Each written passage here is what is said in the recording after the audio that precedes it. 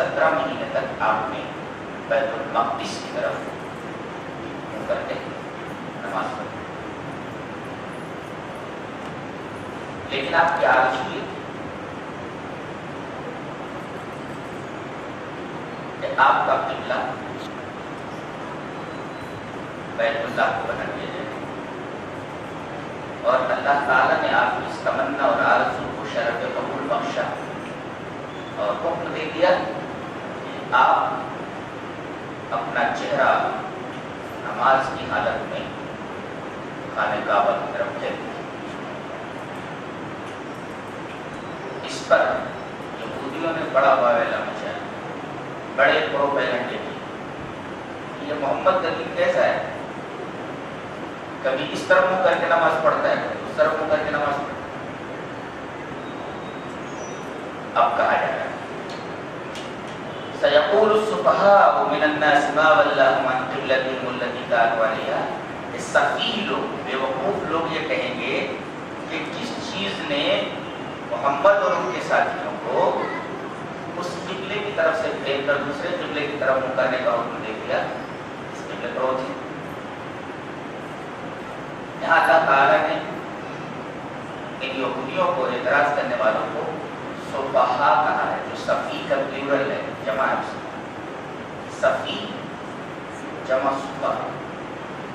صفی کہتے ہیں جو شخص اپنے معاملات میں اور اپنے تصرفات میں حکمت سے کام کرے،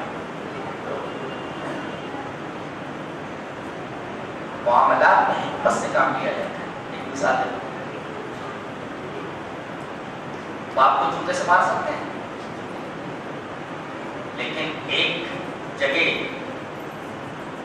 تقاضا یہ ہے حکمت کا کہ جوتے سے مارا جائے، ورنہ پوری دنیا کہے گی کہ یہ صفی ہے اور بیوقوف، اس لیے کہ اس نے اس معاملے میں حکمت سے کام نہیں کیا۔ باپ کے سامنے بیٹھا ہوا ہے، اچانک اس نے دیکھا کہ ایک کوبرا، ایک خوفناک سانپ باپ کے جسم کے اوپر چڑھ گیا ہے۔ گھبرا کر کے بچہ دائیں بائیں دیکھتا ہے، اسے جوتے کی سوا تو دکھائی نہیں دیتا۔ اب اگر وہ جوتے کو اٹھا کر کے اس سانپ کو نہ مارے یا باپ کو نہ مارے، ظاہر ہے کہ پوری دنیا کہیں بڑا سخی ہے، بڑا تو حکمت سے کم نہیں لیا۔ ظاہر ہے کہ یہ جوتا جو سانپ کو پڑے گا تو باپ کو بھی لگے گا، تو وہاں جوتے سے مارنا بڑا چھوٹ ہوا۔ حکمت کا تقاضا یہ تھا کہ وہ جوتا اٹھا کر ہی مارنا۔ اور صفی اس شخص کو کہتے ہیں جو اللہ تبارک و تعالیٰ کے فیصلے پر اعتراض کرے اور جو اللہ کے فیصلے کا مذاق اڑائے، اسے جاہل ہے۔ تو صفی کس کو کہتے ہو، جاہل کس کو کہتے ہیں؟ صفی اس کو کہتے ہیں جو اللہ کے فیصلے پر اعتراض کرے، اور جاہل کس کو کہتے ہیں؟ جو اللہ تبارک و تعالیٰ کے فیصلے پر تمسخر کرے، اللہ کے فیصلے کا مذاق کرے۔ اللہ نے یہ فرمایا بھئی مشرق اور مغرب میرا ہے، وَلِلَّهِ الْمَشْرِقُ وَالْمَغْرِبُ۔ آگے ایک ہے سَيَقُولُ السُّفَهَاءُ مِنَ النَّاسِ مَا وَلَّاهُمْ عَنْ قِبْلَتِهِمُ الَّتِي كَانُوا عَلَيْهَا قُلْ لِلَّهِ الْمَشْرِقُ وَالْمَغْرِبُ۔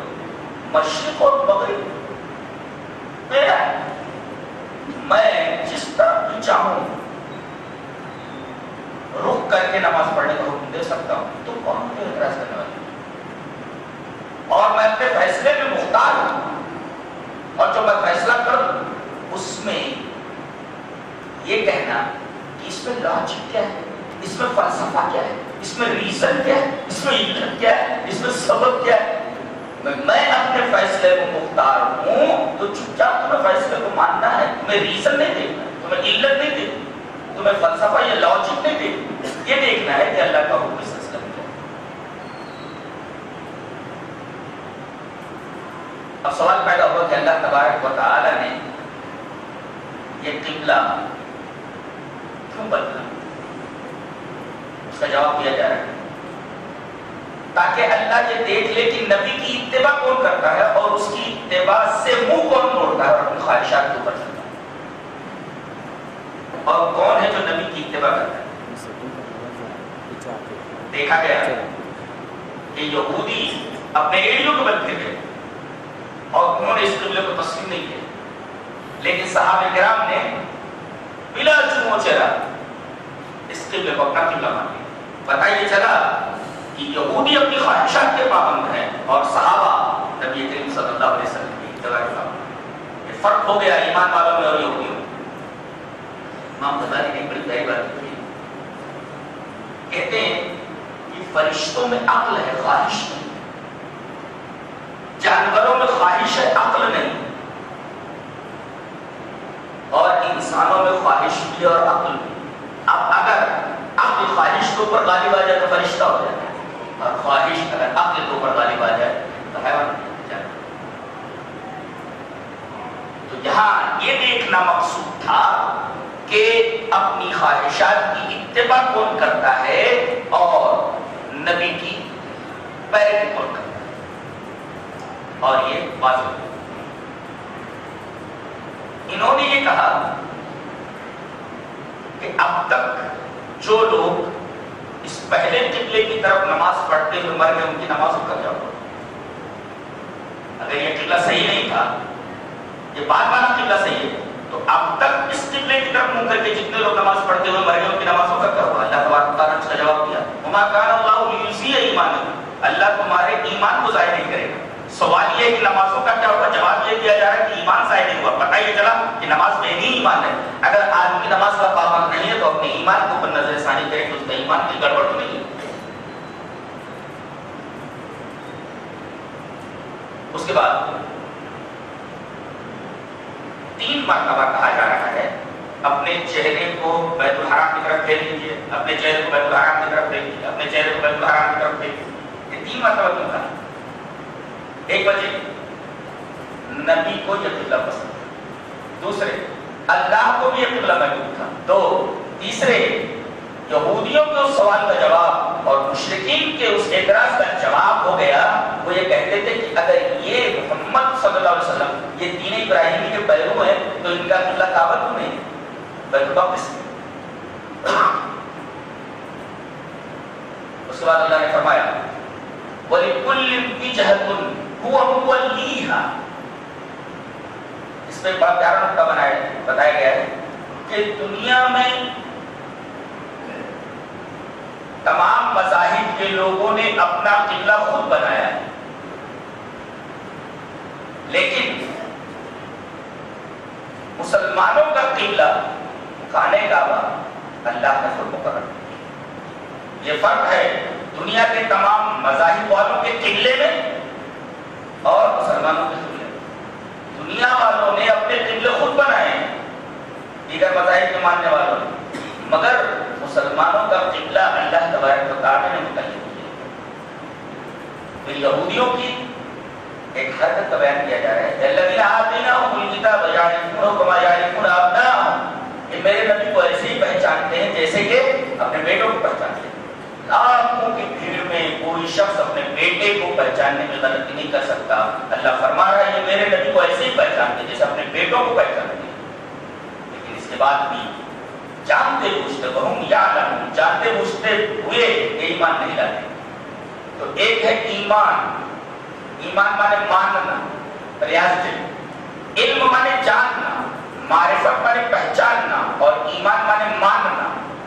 معرفت ہوتی ہے مگر ایمان نہیں ہوتا، علم ہوتا مگر ایمان نہیں ہوتا، علم اور معرفت دونوں ہوتے مگر ایمان نہیں ہوتا۔ تو علم کہتے ٹو نو، جاننا، معرفت کہتے ٹو ریکگنائز، پہچاننا، اور ایمان کہتے ٹو بلیو، یقین کرنا۔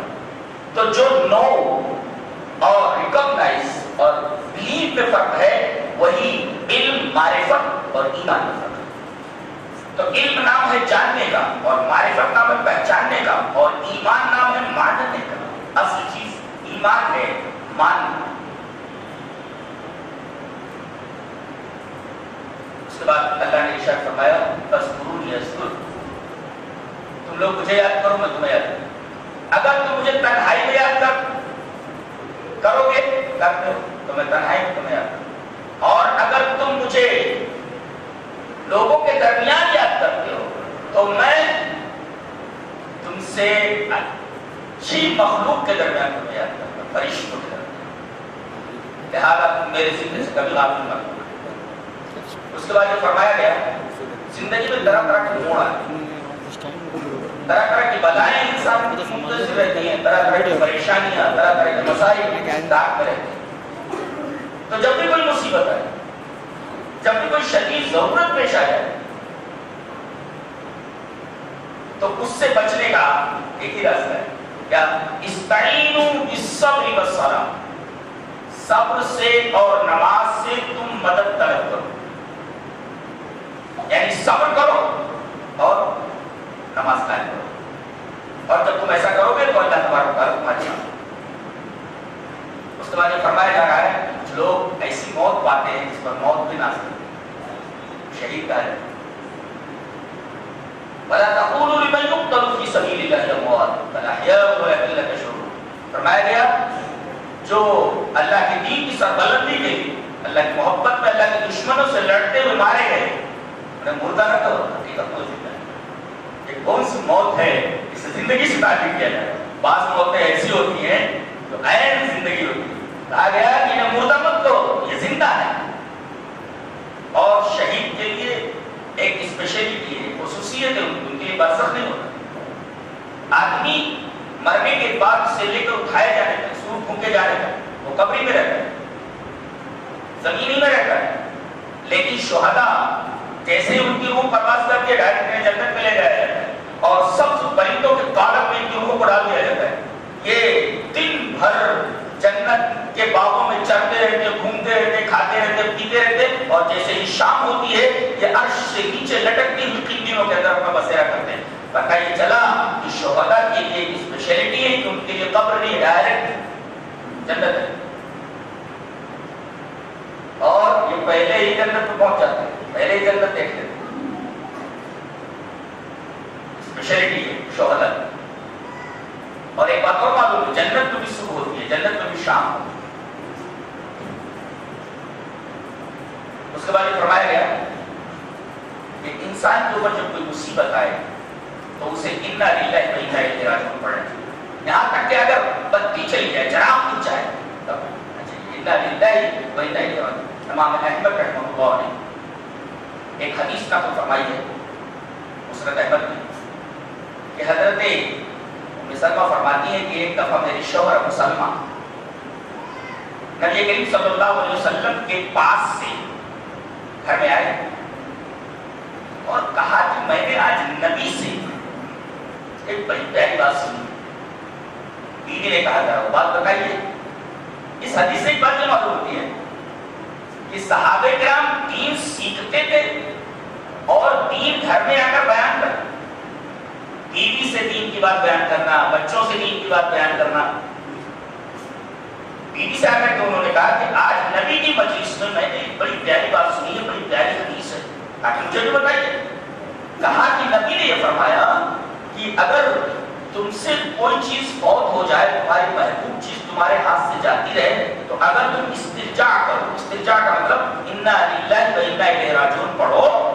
کوئی محبوب چیز تمہارے ہاتھ سے نکل گئی، فوت ہو گئی، تو اگر تم انا للہ و انا الیہ راجعون پڑھتے ہو اور اس کے بعد یہ دعا پڑھتے ہو، کیا؟ اللہم اجرنی فی مصیبتی واخلفها لی خیرا منہا. چھوٹی سی دعا ہے، انا للہ و انا الیہ راجعون. جو تو استرجاع ہو، اس کے بعد یہ دعا پڑھ لیں، اللہم اجرنی فی مصیبتی واخلفها لی خیرا منہا. اے اللہ میری مصیبت میں مجھے اجر دے، بدلہ دے، اور تو اس کا بہترین بدلہ دے، اس کا نیبل بدل عطا فرما. کہنے لگی کہ میں نے اس دعا کو یاد کر لیا اور برابر میں اس دعا کو پڑھتی رہی، یہاں تک کہ ابو سلمہ کا انتقال ہو گیا تو میں بڑی غمزدہ ہوئی، لیکن یہ دعا برابر پڑھتی رہتی تھی.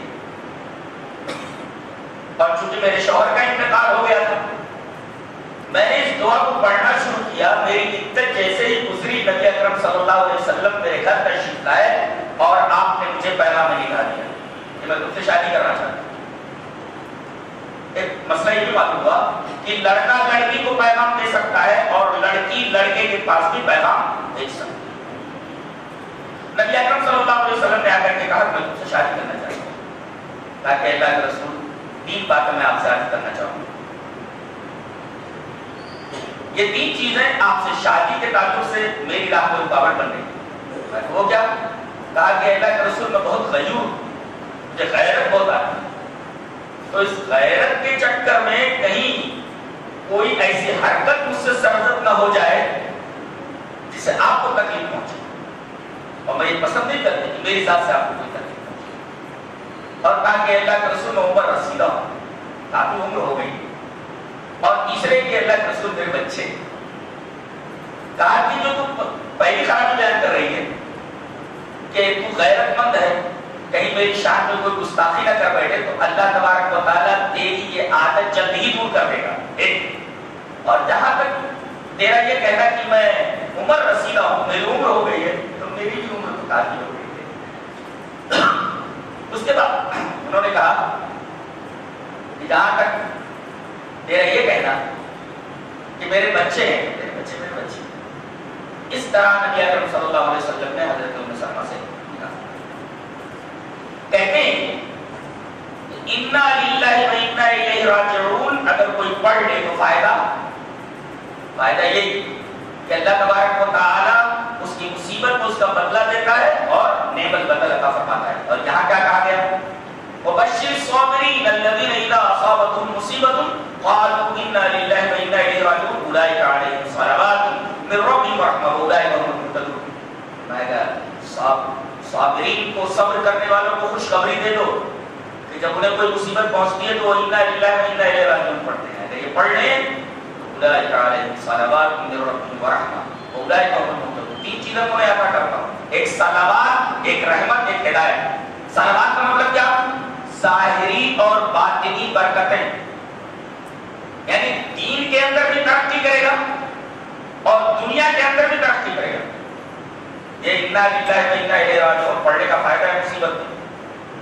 دینی ترقی بھی ہوگی اور دنیاوی ترقی بھی ہوگی. ایک اور رحمت کا مطلب جو چیز فوت ہو گئی ہے اس کا نعمت بدل عطا فرمائے گا. دو فائدے ہوئے. اور تیسرے اللہ تبارک و تعالی ہدایت اس کے لیے مقرر کر دیتا ہے، ہدایت کا راستہ اس کے لیے واضح کر دیتا ہے. صابرین کا ذکر کرنے کے بعد اللہ نے فرمایا ان الصفا والمروہ من شعائر اللہ. صفا اور مروہ جس کے صحیح کرتے ہیں عمرہ کرنے والے یا حج کرنے والے، اس کا تذکرہ کیا گیا. سوال یہ ہے کہ صابرین کا ذکر کرنے کے بعد صفا اور مروہ کا تذکرہ کیوں کیا گیا؟ دونوں میں آپس میں ربط کیا ہے؟ جواب اس کا یہ ہے کہ صبر کیسے کیا جاتا ہے. اگر آپ کو صبر کرنے کا منظر دیکھنا ہے تو صفا اور مروہ پہاڑیوں کو دیکھ لو کہ ایک زمانہ تھا تاکہ اس مقام پر پہنچنے کے بعد آدمی یہ سمجھے کہ صبر کرنے والے صبر کس طرح کرتے ہیں. اس کے بعد اللہ تبارک و تعالی نے بڑی پیاری بات ارشاد فرمائی، یا ایھا الذین آمنوا کلوا من طیبات ما رزقناکم واشکروا للہ ان کنتم ایاہ تعبدون. اللہ تعالیٰ نے اپنی توحید کے ساتھ حلال روزی کو کمبائن کیا. اس کا مطلب یہ کہ جو لوگ حلال روزی نہیں کماتے، حرام روزی کھاتے ہیں، وہ در حقیقت اللہ تبارک و تعالیٰ کی عبادت نہیں کرتے ہیں. اللہ نے یہاں اپنی توحید کو اور پاک روزی کو ایک جگہ جمع کر دیا ہے. اے ایمان والو، پاک روزی کھاؤ اگر تم اس کی ہی عبادت کرتے ہو. بعض لوگ یہ سمجھتے ہیں کہ یہ حلال اور حرام کی تمیز کرنا اس کا تعلق دنیا سے ہے. یہاں توحید کے ساتھ ذکر کرنا اس بات کی دلیل ہے کہ حلال اور حرام کی تمیز کرنا اس کا تعلق صرف دنیا ہی سے نہیں بلکہ عین دین سے. آدمی کی توحید گڑبڑ ہے اگر آدمی حلال اور حرام کی تمیز نہیں کرتا. یہاں اللہ تعالیٰ نے اپنی توحید کے ساتھ حلال روزی کو. اس کے بعد یہ فرمایا گیا انما حرم علیکم المیتۃ والدم ولحم الخنزیر وما اہل بہ لغیر اللہ. اللہ نے 4 چیزوں کو یہاں حرام قرار دیا. انما حرم علیکم المیتۃ والدم ولحم الخنزیر وما اہل بہ لغیر اللہ. کوئی سوال کر سکتا ہے یہی 4 چیزیں ہی حرام ہیں؟ اس لیے کہ انما یہاں ہے اور انما حصر کا فائدہ دیتا ہے. یہی 4 چیزیں حرام، لیکن 4 چیزوں کے علاوہ بہت ساری چیزیں شریعت میں حرام کر دی گئی ہیں. تو یہ 4 چیزوں کا تذکرہ یہاں کیوں ہے اور انما حصر کے لیے کیوں لایا ہے کہ یہی 4 چیزیں حرام؟ جواب اس کا یہ ہے کہ یہاں حصر مطلق نہیں بلکہ حصر اضافی ہے. حصر اضافی کا مطلب یہ ہوتا ہے کہ مشرکین کہتے تھے کہ یہ چیز حرام ہے، یہ چیز حرام ہے، یہ چیز حرام ہے، یہ چیز حرام ہے، یہ چیز حرام ہے، یہ چیز حرام ہے. انہوں نے اپنی طرف سے بھی بہت ساری چیزیں حرام کر لی تھی. تو اللہ تبارک و تعالیٰ یہاں فرما رہا ہے یہ جو حرام کی لسٹ بیان کر رہے ہو نا، اس میں یہی 4 چیزیں حرام. تو جن چیزوں میں مشرکین اور مسلمانوں میں حرمت کے معاملے میں نزاع تھا اس کا تذکرہ کیا کہ تم جو یہ حرام کی فہرست بتا رہے ہو کہ یہ چیز حرام، یہ تم نے اپنی طرف سے حرام کر لیا. حرام یہی 4 چیزیں ہیں اس لسٹ کے اندر، یہی 4 چیزیں حرام. تو یہاں حصر مطلق نہیں بلکہ حصر اضافی. پہلی چیز ہے مردار، لیکن اللہ تبارک و تعالی نے 2 مردار حلال کیے، ایک مچھلی ایک ٹڈی مری بھی ہوئی کھا سکتے، چاہے وہ ٹڈی ہو یا مچھلی. اور 2 خون حلال کیے، ایک تلی اور دوسرے کلی جگر. اور لحم خنزیر یہ تو حرام. اور آخر میں ذکر کیا گیا وما اہل به لغیر اللہ. وما اہل به لغیر اللہ کا مطلب یہ ہے، احل کا مطلب ہوتا ہے پکارنا، اپنی آواز کو بلند کرنا. یعنی کسی بھی چیز کو اگر غیر اللہ کے نام منسوب کر دیا جائے تقرب کے لیے کہ یہ ہمیں اللہ سے قریب کر دیں گے، تو یہ ساری چیزیں حرام ہو جائیں گی. ماں یہ عموم کے لیے آتا ہے، ساری کی ساری چیزیں ماں عموم کے لیے آتا ہے. ہر وہ چیز جو غیر اللہ سے تقرب کے لیے پکاری جائے یا منسوب کی جائے وہ حرام. اس طرح مزاروں کے سامنے جو غلط رکھے ہوئے ہوتے ہیں پیسہ ڈالنے کے، چونکہ وہ غیر اللہ کے نام منسوب ہے، پیسے ڈالنا حرام. لنگروں کی تقسیم وہ بھی حرام. قبروں کے ارد گرد جانوروں کو ذبح کرنا اور کھانا کھلانا یہ سب حرام. یہ ساری کی ساری چیزیں حرام کر دی. جو بھی چیز غیر اللہ کے تقرب کے لیے اس کی طرف منسوب کی جائے پرساد ہے. اسی طریقے سے ان کے تہواروں کے موقع پر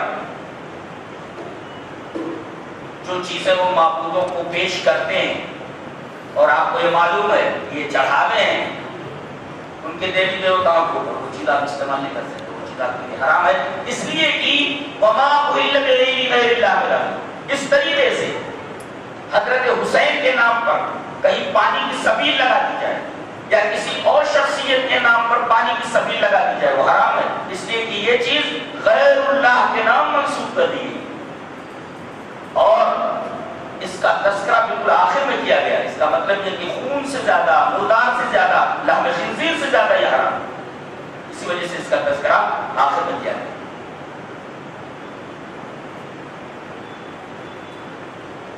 اس کے بعد اللہ تبارک و تعالی نے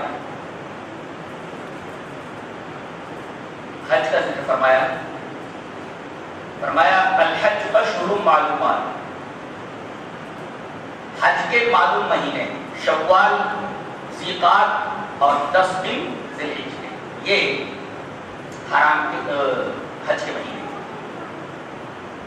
شوال، ذیقعد اور ذی الحجہ کے 10 دن، انہیں اشہر معلومات کہا جاتا ہے. اور یہ حج کے مہینے، اس سے پہلے احرام نہیں باندھا جا سکتا. حج کے مہینوں ہی میں جن کو اشہر معلومات کہا جاتا ہے انہی میں صرف احرام باندھا جا سکتا ہے، اس سے پہلے احرام نہیں باندھ سکتے. حج سن 9 ہجری کے اندر فرض ہوا. آدمی حج بدل کر سکتا ہے مگر اس سے پہلے اس نے اپنا حج کر لیا. اور چونکہ عمرہ بھی یہ چھوٹا حج ہے لہذا دوسرے کی طرف سے عمرہ بھی کر سکتا ہے، عمرے بدل، جس طریقے سے حج بدل کر سکتا ہے ایسے ہی عمرے بدل بھی کر سکتا ہے، لیکن اس سے پہلے اس نے اپنا عمرہ کر لیا۔ لیکن جب وہ لبیک پکارے گا تو یوں بولے گا اللہم لبیک حجا عن فلان، کیا بولے گا؟ اللہم لبیک حجا، اے اللہ میں حاضر ہوں حج کو لیے ہوئے، کس کی طرف سے؟ عن زاہد، عن خالد، عن شاہد، ایسا نام لے کر کے بولے گا اللہم لبیک حجا، اور اگر عمرہ کرا ہے تو اللہم لبیک عمرتا عن فلان، ایسا بولے گا۔ تو حج بدل بھی کر سکتا ہے، عمرے بدل بھی کر سکتا ہے، لیکن شرط یہ ہے کہ اس سے پہلے وہ حج کیا ہوا ہو اور عمرہ کیا ہو۔ حج کی 3 قسمیں، حج تمتع، حج قران اور حج افراد۔ اگر آدمی قربانی نہیں لے گیا ہے تو حج تمتع افضل ہے، اور اگر قربانی لے گیا ہے تو حج قران افضل ہے، اور حج افراد جس کے اندر صرف عمرہ کرنا ہے۔ اللہ کے رسول صلی اللہ علیہ وسلم نے جس سال حج فرض ہوا 9 ہجری کے اندر، اس سال آپ حج کو نہیں گئے، آپ اگلے سال 10 ہجری کے اندر آپ حج کو گئے، اور یہ آپ کا فرسٹ اینڈ لاسٹ حج تھا۔ زندگی میں آپ نے 4 عمرے کیے ہیں اور 1 حج کیا، 4 عمرے اور 1 حج، اور نبی کریم صلی اللہ علیہ وسلم کا حج حج قران۔ حج قران کا مطلب یہ ہوتا ہے کہ آدمی جب احرام باندھ لے تو ارکان حج ادا کرنے کے بعد ہی احرام کھولے گا۔ حج تمتع میں کیا ہوتا ہے؟ عمرہ کرنے کے بعد احرام کھول دیتا ہے، پھر 8ویں ذی الحجہ کو نئے سرے سے احرام باندھتا ہے، پھر حج کے ارکان وغیرہ ادا کرتا ہے۔ حج میں عورت چہرہ کھولے رہے گی، طواف کرتے ہوئے بھی وہ چہرے کو نہیں چھپائے گی۔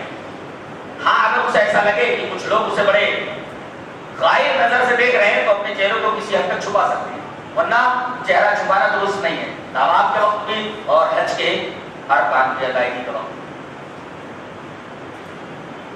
مرد اور عورت کے احرام میں فرق ہے، عورت کوئی بھی لباس پہن سکتی ہے، پورا بدن ڈھکا رہے گا سوائے چہرے، لیکن مرد کا ایک کانٹا کھلا ہوا رہے گا، اور 3 چکر، پہلا چکر شروع کرے گا حجر اسود کو بوسہ دینے کے بعد، اور 3 چکروں میں رمل کرے گا، تھوڑا اکڑ کر چلے گا، سینہ نکال کر چلے گا، بقیہ اشواط، بقیہ چکر نارمل کرے گا۔ اس طریقے سے اس کا اہتمام پورا ہوا۔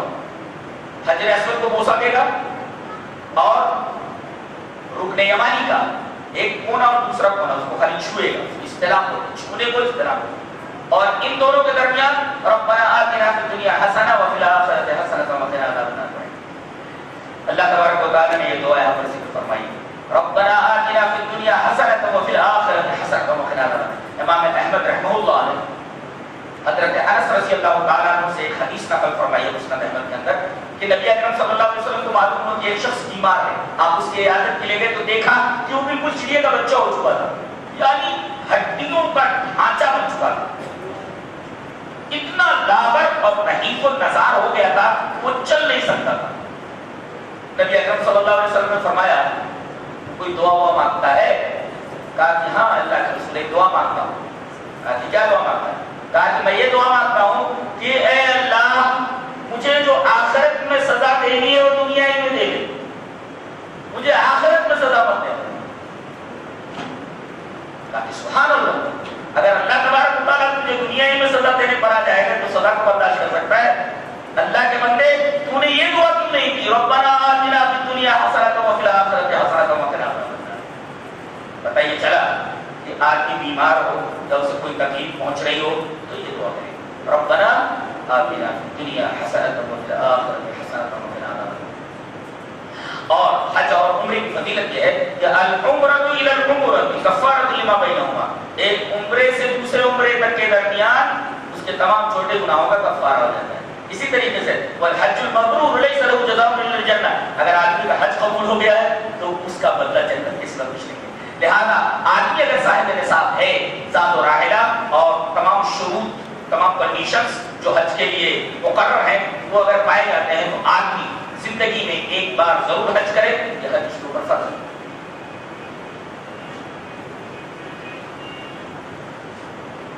اس کے بعد اللہ تبارک و تعالیٰ نے فرمایا یسألونک عن الخمر والمیسر، یہ لوگ شراب اور جوئے کے بارے میں پوچھتے، تو فرما دی قل فیہما اثم کبیر، لوگ یہ بیان کرتے ہیں شراب اس وجہ سے حرام کی گئی کہ اس کے اندر نشہ پایا جاتا ہے، اور آدمی نشے میں جب آتا ہے تو اچھے برے کی تمیز نہیں کرتا ہے، بہن بیٹی ماں غیر اور اس کے درمیان کوئی فرق نہیں کرتا ہے، اس میں اور جانور میں کوئی فرق نہیں رہ جاتا، اس وجہ سے شراب نہیں پیتے۔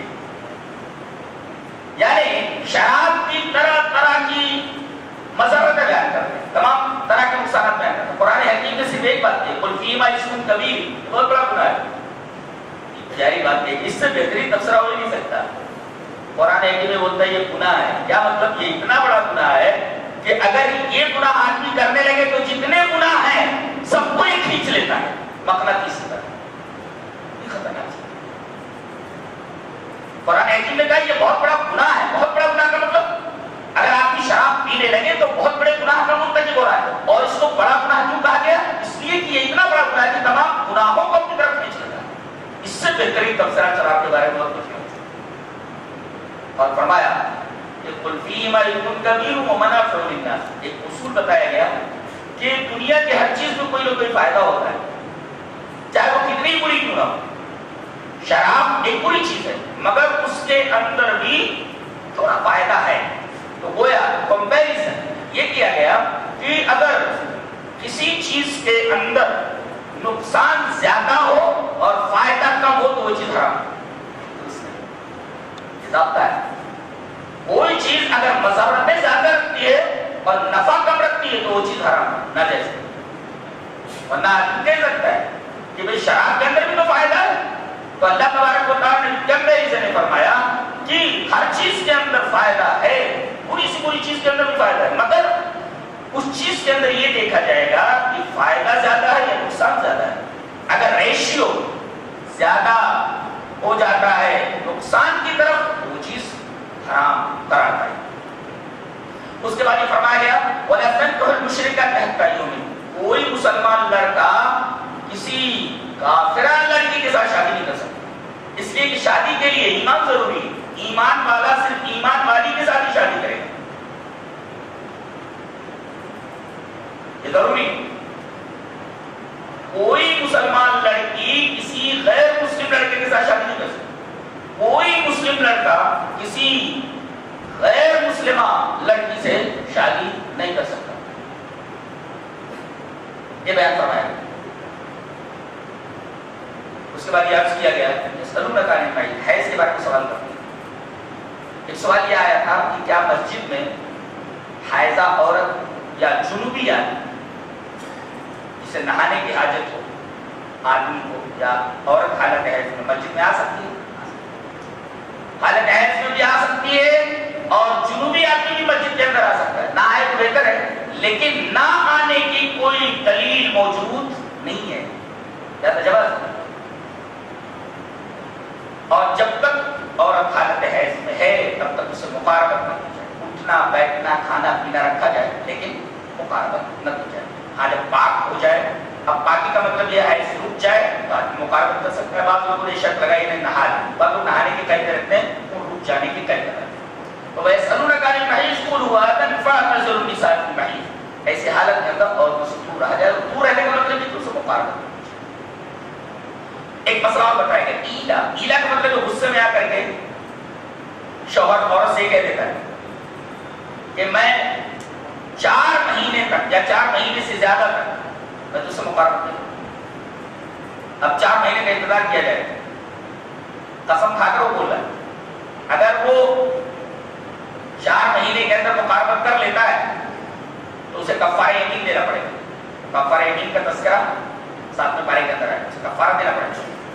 اور اگر 4 مہینے کے بعد اسے مقاربت نہیں کرتا تو اب یا تو طلاق دے دے یا پھر اس کے ساتھ مقاربت کرے، ورنہ عدالت یا اسی طریقے سے پنچ بیٹھ کر کے اس قصے کو ختم کر اس عورت کو اس مرد سے جدا کر کے، اس کو کہتے ہیں ایلا۔ اس کے بعد یہ فرمایا گیا کہ جن عورتوں کی طلاق ہو چکی ہے وہ 3 قروء یعنی 3 حیض انتظار کریں گے، اس کے بعد وہ کہیں شادی کر سکتے۔ ایک ہے مطلقہ، اس کی طلاق ہو گئی تو یہ 3 حیض انتظار کرے گی. اور ایک عورت ہے جس کا شوہر مر گیا ہے تو اس کی عدت، مطلقہ کی عدت 3 حیض، اور متوفی عنہا زوجہا جس عورت کا شوہر مر گیا اس کی عدت 4 مہینہ 10 دن. اور جس عورت نے خلا لے لیا، بھائی مرد کا حق طلاق دینا ہے اور اللہ نے عورت کو حق خلا کر دیا ہے. شوہر کہہ رہا ہے کہ میرا تجھ سے نہیں جمنے والا ہے، میں تجھے طلاق دے گا، تو وہ 3 حیض عدت گزارے. اور عورت کہہ رہی تیرا میرے ساتھ جمنے والا نہیں، میں تجھ سے خلا لیتی ہوں. لہٰذا اگر خلا دے دے تو عدت 1 حیض ہے، اس کی 3 حیض ہے، اس کی 1 حیض ہے. یہ مسئلہ ہے. اور خلا کے اندر عورت سے صرف مہر کی رقم کا مطالبہ کر سکتا ہے، زیادہ کا مطالبہ کرنا صحیح نہیں. مثلا اس نے عورت کو 50,000 روپے مہر میں دیا ہے تو وہ یہ کہے گا کہ میں تجھے خلا دوں گا، مگر میں نے جو مہر دیا تھا تجھے 50,000 کو تجھے مجھے واپس کر دوں. تو عورت کو مہر کی رقم واپس کرنی ہوگی تب خلا ہوگا. اور لڑکے کو مہر سے زیادہ کا مطالبہ کرنا جائز نہیں ہے اور نہ دینا چاہیے. یہی راجح قول. بعض لڑکے کہتے ہیں یہ تو تب ہم تم کو طلاق دیں، تب خلا کا معاملہ ہوتا. قطعا نہیں، جو مہر دیا وہ لے لے اور لڑکی کا پیچھے چھوڑ. اور اس طرح مختلعہ کی عدت، جو عورت خلا کرا لے اس کی عدت 1 ہے، مطلقہ کی 3 ہے اور مختلعہ کی خلا کرانے والے کی 1، اور متوفی عنہا جس کا شوہر مر گیا 4 مہینہ 10 دن. اور وہ عورتیں جو انتہائی پوری ہو چکی ہیں، حیض بند ہو گیا ہے، ان کے لیے 3 مہینہ حیض تو آتا نہیں تو مہینے سے اس کی کاؤنٹنگ 3 مہینہ. اور کسی بچی سے شادی ہوتی اس کو حیض نہیں آتا، بچی ہے تو اس کی بھی عدت 3 مہینہ. اچھا یہ عدت کہاں گزارے گی؟ نبی اکرم صلی اللہ علیہ وسلم کی حدیث موجود ہے، امکسی فی بیتک حتی یبلغ الکتاب اجلہ. اپنے گھر میں یعنی شوہر کے گھر میں عدت گزار یہاں تک کہ اللہ کی کتاب اپنی مدت کو پہنچ جائے. عدت عورت کو اپنے شوہر کے گھر میں ہی گزارنا ہے، الا یہ کہ کوئی اڑچن آ پڑے. یہ واقعہ اپنے شوہر کے گھر میں عدت گزارے گی فریعہ بنت مالک کا. فریعہ بہترین نام ہے، لڑکیوں کا نام رکھنا چاہیے. کیا نام؟ فریعہ. فے رے یہ عین بول ہے، لڑکا ہوا ہے. فریعہ بنت مالک کا یہ واقعہ ہے. انہوں نے عدت اپنے شوہر کے گھر میں گزاری. اور ایک صحابیہ ہے فاطمہ بنت قیس، ان کے شوہر کے گھر میں عدت گزارنے کا معاملہ ذرا ٹیڑھا تھا اور تنہا رہ کر کے انہیں عدت پوری کرنی تھی. زیادہ خوف کی بنا پر کہ میں اکیلی اس گھر میں کیسے رہوں گی، نبی اکرم صلی اللہ علیہ وسلم نے انہیں عبداللہ بن ام مکتوم جو اندھے صحابی ہیں ان کے گھر میں عدت گزارنے کا. اسی طریقے سے ماں گھر میں موجود ہے، عدت گزار رہی ہے، شوہر مر چکا ہے، بیٹے عرب میں، ماں تنہا ہے گھر کے اندر شوہر کے گھر میں، اس کی دیکھ ریکھ کرنے والا کوئی. تو چونکہ یہاں عورت کے لیے ضرر ہے لہذا بچے اپنی ماں کو باہر بلا سکتے ہیں، وہ عدت وہاں گزارے. یہ مسئلہ فاطمہ بنت قیس کا. اگر کوئی اڑچن نہیں ہے تو فریعہ بنت مالک کی حدیث پر عمل ہوگا، اور کوئی اڑچن ہے کہ دوسری جگہ عدت گزارے تو حضرت فاطمہ بنت قیس رضی اللہ تعالیٰ عنہ کی حدیث کے اوپر عمل ہوگا.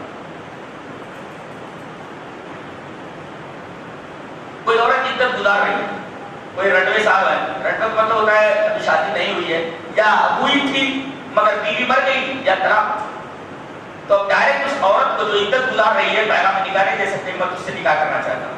حرام ہے. جب تک کوئی عدت میں ہے تب تک کوئی اس سے نکاح کی بات نہیں کرے گا کہ میں تجھ سے نکاح کرنا چاہتا ہوں. ہاں اشارتاً اور کنایتاً وہ نکاح کی بات کر سکتا ہے. تعریض کہتے ہیں اس کو، معرستم بھی من خطبت سفر. تعریض کا مطلب یہ ہے میں بھی تنہا ہوں، بیوی گزر گئی ہے، اچھی لڑکی ڈھونڈ رہا ہوں اور اللہ سے دعا کرتا ہوں کہ کوئی اچھی لڑکی مجھے عطا کر دے. اس طریقے سے وہ تعریض کر سکتا ہے اشارتن کنایتن نکاح کی بات کر سکتا ہے، مگر ڈائریکٹ یہ کہے کہ میں تجھ سے شادی کرنا چاہتا ہوں، جب تک عورت عدت کی حالت میں ہے اس سے ڈائریکٹ نکاح کی بات کرنا حرام۔ اب آگے مہر کا معاملہ ہے، دیکھو یہ زید ہے، یہ ہند ہے، شادی ہو گئی تو نکاح پڑھا دیا گیا، مہر متعین کتنا؟ 10,000۔ ابھی یہ دونوں ملے نہیں اور بیچ میں کوئی جھگڑا کھڑا ہو گیا اور لڑکے نے لڑکی کو طلاق دے دی بغیر ملے ہوئے، کلمت صحیح نہیں، مہر کتنی دے گا؟ 5,000 آدھی مہر ہے۔ اور اگر دونوں مل چکے ہیں، ملنے کے بعد دوسرے دن تیسرے دن کوئی مسئلہ کھڑا ہوا اور لڑکے نے لڑکی کو طلاق دے دی، پوری مہر دے گا۔ مہر متعین ہو تو خلوت صحیحہ سے پہلے اگر طلاق دے رہا ہے تو آدھی مہر، اور خلوت صحیحہ کے بعد اگر دے رہا ہے، ملنے کے بعد دے رہا ہے تو پوری مہر۔ اتنی بات سمجھ میں آ گئی؟ مہر متعین ہو۔ اور نکاح مولوی صاحب نے پڑھا دیا، قاضی صاحب نے پڑھا دیا، مہر متعین نہیں۔ اب ملنے سے پہلے طلاق ہو گیا تو کتنا دے گا؟ 1 جوڑا کپڑا۔ اور اگر خلوت صحیحہ کے بعد طلاق ہو رہی ہے تو مہر تو متعین ہے نہیں، کتنی دے گا؟ جتنی اس کی بہنوں کی مہر ہے اتنی دے گا۔ اگر 50,000 تو 50,000 دینا، 5 لاکھ تو 5 لاکھ دینا، تو مہر بھی سیکھے۔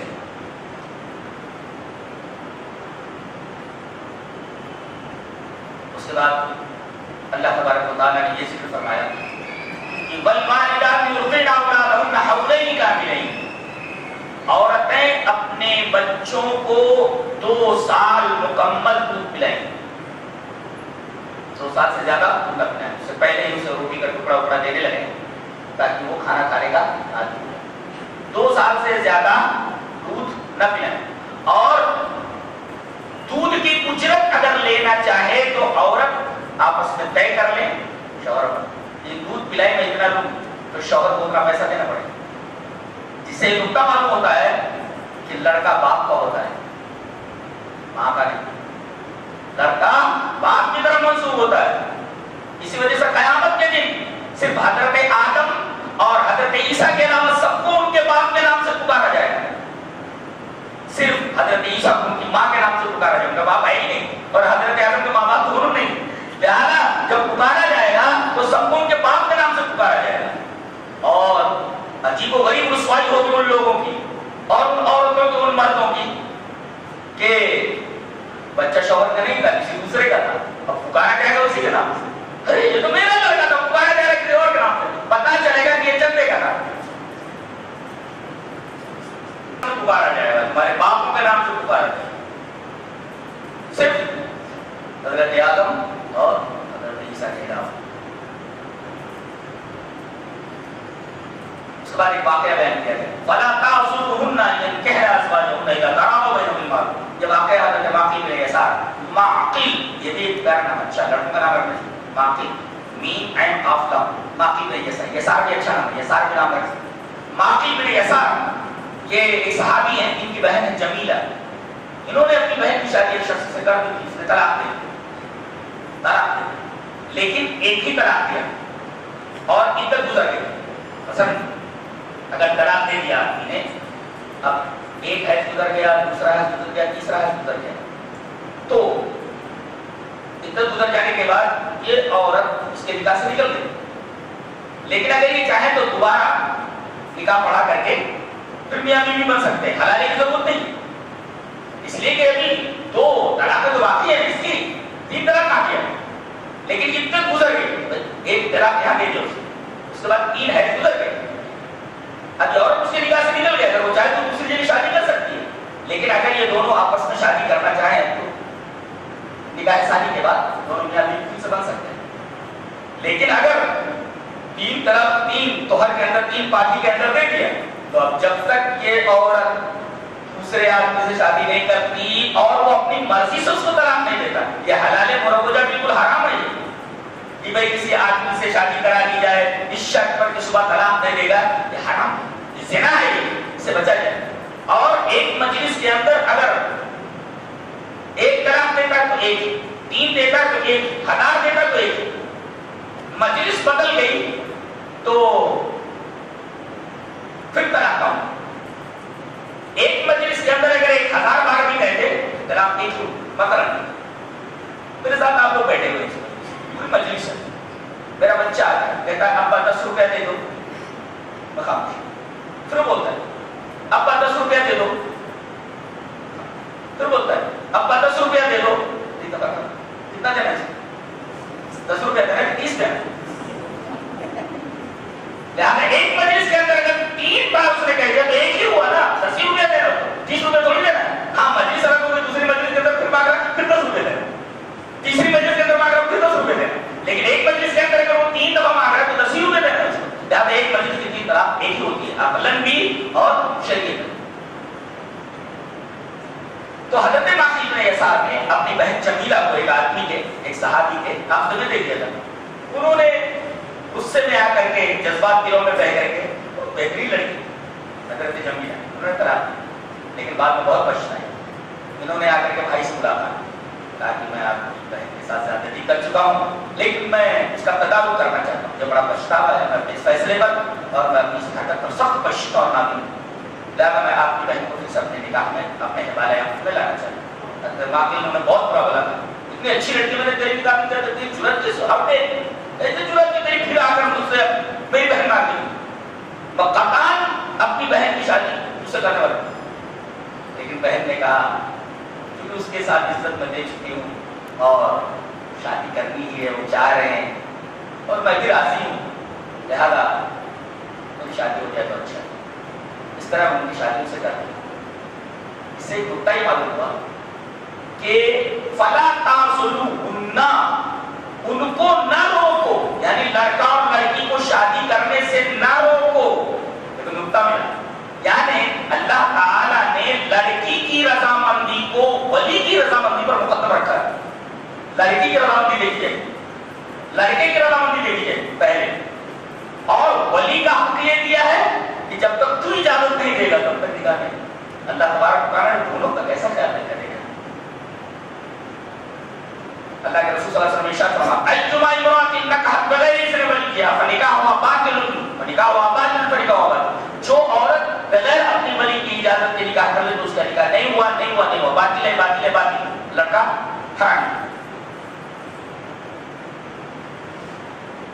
تو ولیوں سے کہا فلا تعصلوهن، اگر لڑکی کسی لڑکے کو پسند کرتی ہے اور باپ یہ دیکھ رہا ہے کہ اس لڑکے کے اندر کوئی شرعی خرابی نہیں ہے، شرابی کبابی نہیں ہے، دین کا پابند ہے، تو اگر پھر بھی اس لڑکی کے اوپر زبردستی کرتا ہے، زور سخت کرتا ہے، تو اس کی ولایت باطل ہو جائے گی۔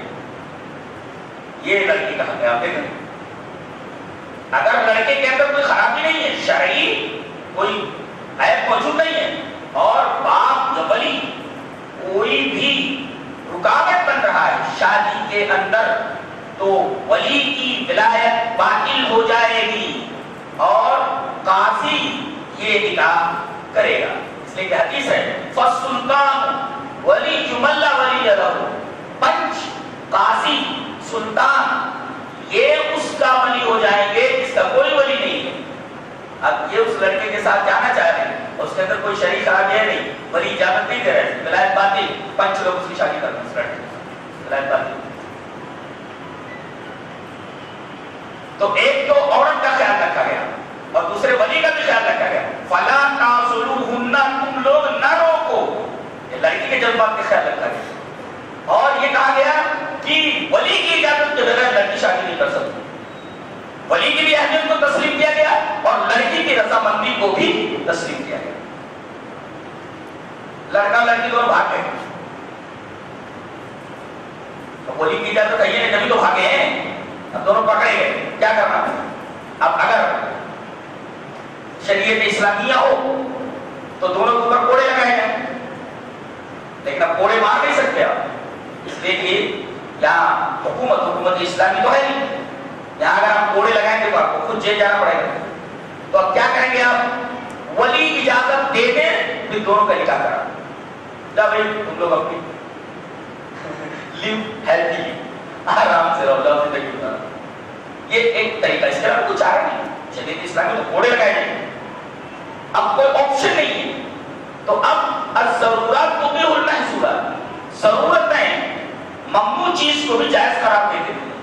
ابھی آیت دوسری، غیر باغ ولا عاد، حرام چیز اتنی ہی استعمال کرنے کی اجازت ہے جس میں سے کام چل جائے.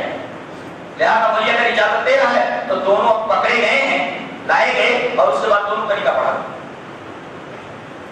ایک مسئلہ ہو، غیر مسلموں کے ہاں بھانجی کی شادی بھائی سے ہو سکتی ہے. مثلا بہن ہے، وہ اپنی بیٹی کی شادی اپنے بھائی سگے بھائی سے کرنا چاہتی ہے، اور ہوتا ہے، شادی ہو جاتی ہے. اب اگر دونوں نے شادی کر لی جبکہ وہ غیر مسلم تھے، اب دونوں ایمان لے آتے ہیں، کیا کریں؟ بہت بڑا مسئلہ ہے، بچے لوگ ہیں اور دونوں میں ایک دوسرے سے محبت کی ہے، اب کیا کیا جائے؟ اب دونوں اسلام لے آئے تو عذاب محبت سے تم کو نجات ملے. ہمیشہ کا جو عذاب ہے کفر کی وجہ سے، اس سے تو نکل گئے. اب عذاب محبت، اگر یہ حرام کام کرتے رہو تو جہنم میں جانا پڑے گا. اب تمہارے اوپر یہ چھوڑ دیا جائے. لڑکے رضامندی کے ساتھ پنچ بیٹھے گے، لڑکے کس طرف جانا چاہتے ہیں؟ باپ کے ساتھ جانا چاہتے، باپ کے ساتھ جانا چاہتے. سارے مسائل ہیں آیات کے، اسے پیش نظر رکھو کہ قرآن حکیم کی آیات کی استدلال کو پیش نظر رکھو. فَلَا تَعْصُلُهُنَّ إِنْ يَنكِحْنَ أَزْوَاجَهُنَّ إِذَا تَرَاضَوْا بَيْنَهُم بِالْمَعْرُوفِ.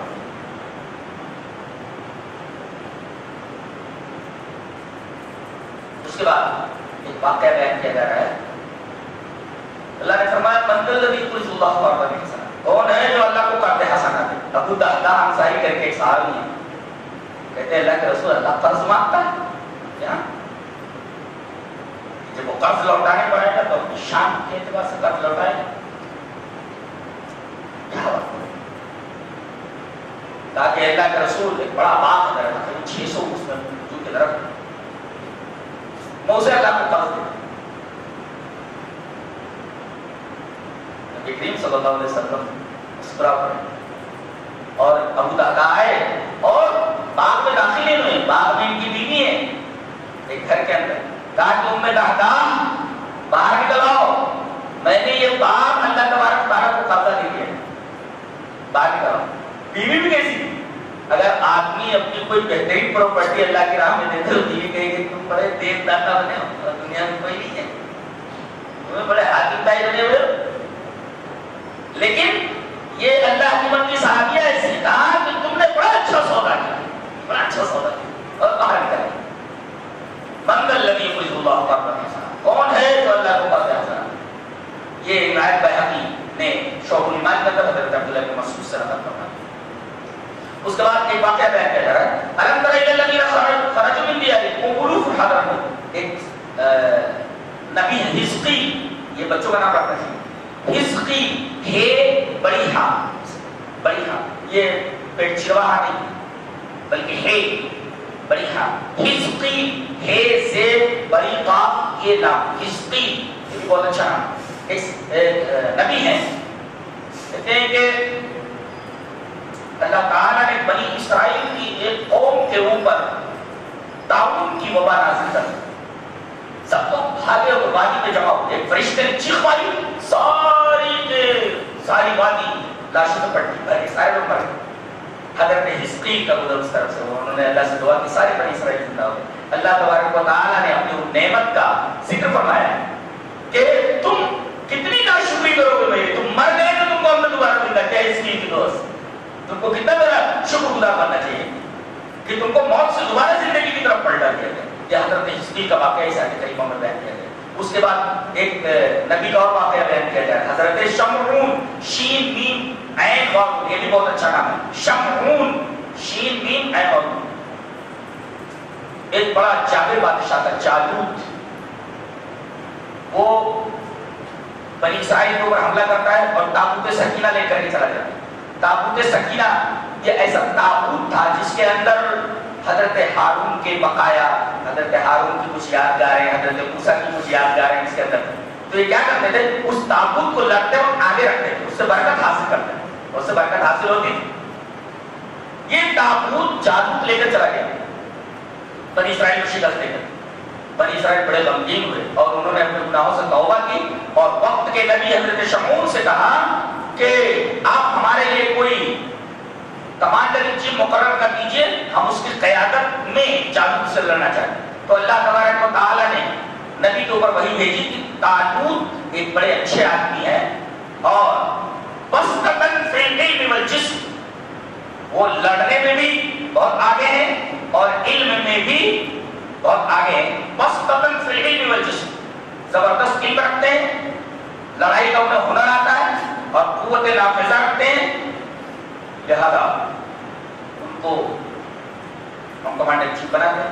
پہلے بنی اسرائیل میں اختلاف ہو, یہ قوم ایسی تھی کہ اختلاف ضرور کر, ارے وہ تو غریب آدمی, ہمارے پاس مال ہے, ہم کو بڑا بنانا چاہیے. کچھ لوگ ہوتے ہیں کہتے ہیں کہ بھئی ہم مال والے, ہم کو کیوں عہدہ دیا گیا, وہ تو غریب آدمی. ارے عہدہ دینے میں مال نہیں دیکھا جاتا, دیکھا جاتا ہے اس منصب کو سیدھے سے ڈیل کر سکتا ہے کہ نہیں, اس کام کو سیدھے سے کر سکتا ہے کہ نہیں, یہ دیکھا جائے.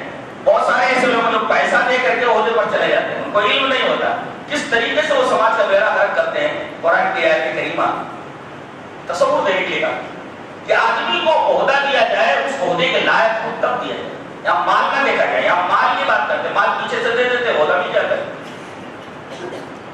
تو سماج کے افراد کس قدر پریشان ہوتے ہیں ایسے لوگوں سے, اس لیے کہ مال دے کر کے وہ منصب کے اوپر گئے, صرف مال بنانا ان کا مقصد. بسطتاً فی العلم والجسم, بہرحال طالوت کی قیادت میں لڑنے کے لیے چلے. ابن ابی حاتم نے لکھا ہے کہ طالوت کے لشکر میں 3 قسم کے مسلمان, ناقص الایمان, کامل الایمان, اکمل الایمان. اور حضرت امام بخاری رحمۃ اللہ علیہ نے برائے ابن عازب سے یہ حدیث نقل فرمائی ہے کہ اصحاب طالوت کی تعداد اصحاب بدر کی تعداد 309 یا 313. اب طالوت کی قیادت میں چلے یہ پورے کے پورے مسلمان. ابھی میں ایک ناقص سنا ہے, ایک جگہ پہنچ کر کے ایک نہر کے اوپر ان کو آزمایا, لڑنے سے پہلے آزمایا گیا لڑ سکتے ہو کہ نہیں لڑ سکتے ہو, امتحان یہ دے دو, کیا تمہارے اوپر پیاس پانی کی جاتی, پیاس سامنے نہر ہے اور پیاس لگ گئی اور کہا گیا پانی نہیں پینا ہے, ہاں اتنا پی سکتے ہو تھوڑا سا چلو میں لے کر کے, الا من اختار فتم بھی ہے, تھوڑا سا ہاتھ میں چلو بھر پانی لے کر پی سکتے ہیں. اب جو ناقص ایمان تھے انہوں نے پورا پیٹ بھر کے پانی پیا. یہ ناقص ایمان, پانی پینے کے بعد کہہ رہے ہیں لا طاقت لنا, ہمیں طاقت نہیں ہے جالوت کے لشکر سے لڑنے کی, لہذا ہم نہیں بیٹھے, ہم نہیں جا سکتے. یہ ناقص ایمان تھے جو لشکر سے پیچھے رہے. بقیہ رہے کامل ایمان, انہوں نے پانی نہیں پیا لیکن تعداد کی قلت کی فکر بہت کم رہے گا, نکمے اور ناکارے پیچھے رہے. اب ہم تعداد میں بڑے کم, پانی تو نہیں پیا لیکن تعداد کی فکر, یہ کامل ایمان. لیکن تیسرا جو گروپ تھا اکمل ایمان, انہیں تعداد کی قلت کی بھی فکر نہیں ہوئی. انہوں نے یہ کہا کہ لڑائی ایمان کی طاقت سے جیتی جاتی ہے, ہتھیاروں سے نہیں, ہتھیاروں سے نہیں جیتی جاتی. کیا بات ہے, نکتہ دیا گیا کہ آدمی لڑائی میں کامیاب ہوتا ہے اگر اس کا ایمان اللہ کے اوپر گہرا ہے. گویا جنگ ہتھیاروں سے نہیں جیتی جاتی, جنگ اللہ پر ایمان کی وجہ سے جیتی جاتی. تو گویا کہ 3 قسم کے مسلمان, ناقص الایمان یہ پیچھے رہتے, کامل الایمان, اکمل الایمان, ان کی تعداد اصحاب بدر کے برابر. اور یہ بھی نکتہ ملا کہ کوئی بڑا کام کرنے سے پہلے آدمی کو پریکٹس کرنا ضروری ہے اس کام کے لیے, اور کوئی بھی بڑا کام کرنے سے پہلے اللہ تبارک و تعالیٰ نے آزماتا ہے. تابوت سکینہ اللہ تبارک و تعالیٰ نے واپس کروا دیا. کیسے؟ ایک بیل گاڑی کے اوپر تابوت سکینہ رکھ دیا گیا اور 2 گایوں کو اس پہ جوت دیا گیا اور فرشتوں نے اس کو لا کر کے, قرآن کی بولتا ہے کہ فرشتوں نے لا کر کے طالوت کے گھر کے سامنے وہ بیل گاڑی روک دی جس کے اوپر تابوت سکینہ. یہ تابوت سکینہ یہ تبرک کے لیے وہ استعمال کرتے ہیں. تبرک کے لیے ایک نقطہ یہاں یاد رکھیں کہ انبیاء کے علاوہ کسی سے تبرک حاصل کرنا جائز نہیں, اور انبیاء کی کس چیز سے تبرک حاصل کر سکتے ہیں؟ انبیاء کے بدن سے، اور انبیاء کے بدن سے ٹچ ہونے والی چیز جو زندگی میں ٹچ رہی اس سے. مثلا آپ کے ہاتھ کو لے کر کے صحابہ کرام اپنے بدن کے اوپر مل لیتے تو جسم سے برکت حاصل کی. نبی کریم صلی اللہ علیہ وسلم تھوکتے تھے تو تھوک کو ہاتھ میں لے کر کے بدن کے اوپر مل لیتے تھے، اس لیے کہ تھوک کا تعلق ہے آپ کے جسم سے. نبی کریم صلی اللہ علیہ وسلم وضو کرتے تھے تو پانی لوگ لے لیتے تھے اور اس کو پی لیتے تھے یا بدن کے اوپر ڈال لیا کرتے تھے، مل لیتے تھے. کتنی محبت کرتے تھے صحابہ کرام، اتنی مقدس ہستی تھی جناب محمد رسول اللہ صلی اللہ علیہ وسلم. اور جب آپ اس دنیا سے چلے گئے تو آپ کے جسم سے متصل رہنے والی چیزوں کو، جن جن صحابہ کرام کے پاس وہ چیزیں تھیں انہوں نے محفوظ رکھا. ابو طلحہ کو آپ نے بال کٹوائے تو بال دے دیا، کہتے رکھو اپنے پاس. تبرک کے طور پر وہ بال رکھتے ہیں. حضرت ام سلمہ کے پاس آپ کا ایک جبہ تھا، جب بھی کوئی بخار میں مبتلا ہوتا یا بیمار ہوتا تو کپڑے کو پانی میں ڈال دیتے، نچوڑ دیتی اور وہ پانی پلاتی تھی، صحت ہو جاتا تھا. اس سے یہ پتا چلا کہ نبی کے بدن سے اور نبی کے بدن سے ٹچ ہونے والی چیز سے صرف تبرک کیا جا سکتا ہے. بقیہ اور آپ کے انتقال کے بعد آپ کی قبر سے، آپ کی کسی اور چیز سے قطعاً تبرک کرنا جائز نہیں. اور آپ کے کپڑے سے، آپ کے بدن سے ہی تبرک کیا جا سکتا ہے. آپ کے جسم کو اور آپ کے جسم سے مس ہونے والی چیز کو کسی اور چیز کے اوپر قیاس نہیں کیا جا سکتا کہ کسی بابا، کسی پیر یا کسی شخصیت کے بدن سے آپ تبرک حاصل کریں، حرام ہے. کسی بابا، کسی پیر کے کپڑے یا اس کے جوتے یا نالین یا فلاں ان تمام چیزوں سے تبرک حاصل کرنا جائز نہیں ہے. حضرت ابن قیم رحمۃ اللہ علیہ نے کہا خانہ کعبہ کتنا متبرک ہے، کتنا مبارک ہے، لیکن رکن یمانی، اس کا مطلب بتاتا ہوں. خانہ کعبہ چوکور ہے، اور جب چوکور ہو تو چوکور کی 4 ضلعیں ہوتی ہیں، 1 2 3 4، اور جس کی 4 ضلع اس کی 4 کونے ہوتے ہیں. تو حجر اسود کی سائڈ میں 2 کونے، ایک ان کو رکن یمانیت کہتے ہیں. نبی کریم صلی اللہ علیہ وسلم جب طواف کرتے تو حجر اسود کو بوسہ دیتے اور ان دونوں کو ہاتھ سے چھوتے تھے. پیچھے جو ہے یہ پیچھے والا یہ حجر اسود ہے، ادھر یہ رکن ہے، یہ رکن ہے، ان دونوں کو رکن یمانیت کہتے ہیں. یہ رکن ہے، یہ رکن ہے، یہ رکن شامیہ ہے. نبی کریم صلی اللہ علیہ وسلم اس رکن کو چھوتے تھے، اس رکن کو چھوتے تھے اور حجر اسود کو بوسہ دیتے تھے. ان دونوں رکنوں کے چھونے اور حجر اسود کو بوسہ دینے کے علاوہ خانہ کعبہ کی کسی اور چیز کو بوسہ دینا اور چھونا جائز نہیں ہے. تو تبرک کسے حاصل کر سکتے ہیں ہم؟ صرف نبی کے بدن سے اور نبی کے بدن سے ٹچ ہونے والی چیز سے. آپ کے انتقال کے بعد اور کسی چیز سے، آپ جیسے آپ کی قبر سے وغیرہ کسی چیز سے آپ تبرک حاصل نہیں کر سکتے. اور آپ کے اس تبرک پر کسی اور تبرک کو قیاس نہیں کیا جا سکتا کہ کسی پیر کے کپڑے سے، کسی پیر کے بدن سے آپ تبرک حاصل کریں گے تو ایسا ہو رہا ہے، یہ سب ناجائز ہے. فلاں پیر صاحب، ایک صاحب کہنے لگے ارے پیر صاحب کا ہاتھ کتنا نرم ہے. میں نے کہا جتنا چھوٹا ہے، کام نہ کرنے والا ہے، کام نہیں کرے گا تو ہاتھ تو اس کے نرم رہے گا ہی نا. ہاتھ نرم کس کو جو کام نہیں کرتا. میں نے کہا نکم ہے، کام چور ہے، یہ پیر نہیں کام چور ہے، اس لیے جو کام نہیں کرتا اس کا ہاتھ نرم ہی رہے گا. ارے پیر صاحب کا ہاتھ کتنا نرم ہے، کام چور ہے، اس لیے کہ یہ کام نہیں کرتا ہے. لوگوں کے صدق و خیرات کے اوپر، لوگوں کے توبہ تحائف کے اوپر بیچارہ زندہ ہے، تو ہاتھ ملائم دے رہیں گے، کام چور ہے. تو انبیاء کے بدن اور انبیاء کے بدن سے مس ہونے والی چیزوں سے ہی تبرک حاصل کیا جا سکتا ہے.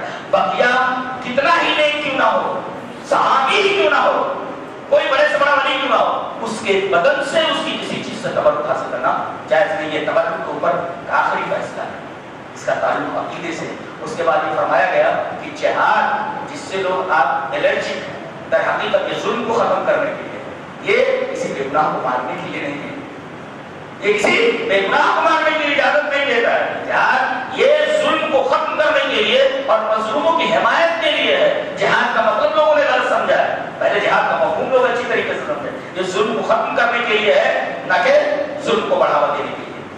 یہ تھی دوسرے بارے کی تفسیر. اللہ تبارک و تعالیٰ نے قبر اور جس کو عطا فرمائے. آپ کا دعوانا